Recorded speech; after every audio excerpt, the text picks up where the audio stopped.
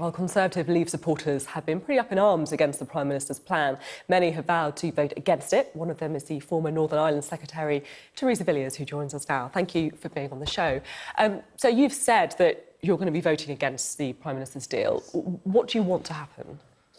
I believe that the EU needs to give us a better deal. I think there's still time for the Prime Minister to ask for a better deal without this backstop, without the unconditional payment of 38 billion.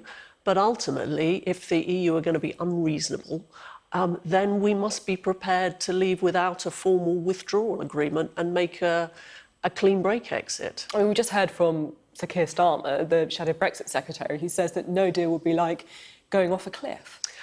I think there's a huge amount of exaggeration and fear-mongering about the idea of leaving without a withdrawal agreement. Yes, there would be disruption, but only if the EU is determined to be uncooperative. Trading on World Trade Organization terms and most favoured nation status is the basis on which countries around the world do business. And indeed, the EU itself does business in a perfectly sort of smooth and orderly manner with many trading partners on that basis, so it can do that with us. At the same time, though, is it not a bit too easy to be slightly blasé about what that disruption would mean? I mean, we've been reading about formula milk for babies, for example, being held up in the port of Dover. Bank of England warning that it would have a crash worse than what happened in 2008. I mean, this is quite alarming, isn't it? Well, it's not the best outcome. I hope we don't come to that. I hope the EU sees reason. But there are ways to manage this, to minimise the disruption. I have pressed the government repeatedly on this. They have done a great deal of no-deal preparation.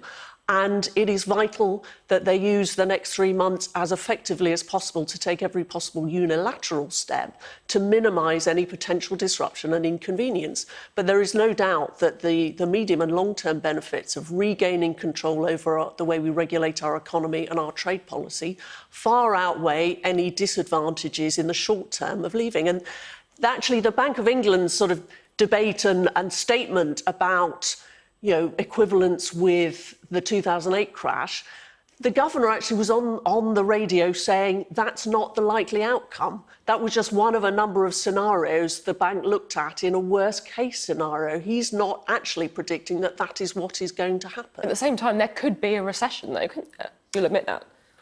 That was what was predicted to occur after the Leave vote. And it didn't. That was what was predicted after the UK declined to join the euro. At the same time, more things will change after a no deal, wouldn't they, than after the referendum vote? If you look at the Treasury forecasts, they underestimate the benefits of new trade agreements. They massively overestimate the costs of customs compliance. And also, in some instances, they don't actually take into account any of the behaviour change by the government or individuals which will involve adapting to a new situation. So there's simply not a realistic picture of what would happen. But yes, there would be some disruption, but only if the EU wants to behave in an unreasonable way. They are, under WTO rules, obliged to cooperate with trading partners. They shouldn't treat us less favourably than other third countries. If they choose to do that, then there will be disruption, but it is in breach of their international legal obligations. If Theresa May can't get her deal through Parliament, which looks relatively likely with a number of Conservative MPs who've spoken out against it, does she need to stand down? I don't think the leadership is the big issue. I think we need to change the approach. We need to change the policy rather than the person. So if this agreement is voted down, the Prime Minister should go back to Brussels to make it clear that the draft agreement that was reached is not acceptable, it's not going to go through Parliament, and it's in everybody's interest to have an agreement without this unnecessary backstop arrangement, and an agreement which makes payment to the EU conditional on progress on reaching our future trade arrangement and economic partnership. So to confirm, you haven't submitted a letter of no confidence in Theresa May? No, I haven't. No. And how would you vote in a confidence motion? I think it would depend on the circumstances. I would certainly vote against any a motion of no confidence in the government. If there was a confidence resolution in relation to the Prime Minister, I would have to look at the circumstances at the time. But, you know, my present intention would be to vote to have confidence in the Prime Minister. And then just finally, we've been talking a lot this morning about the legal advice that the government has been given on Brexit, whether or not they should have to publish it. What's your position? Do you think that the government should publish the full legal advice that it's received? I support the government's position on this. It's entirely exceptional for legal advice ever to be published.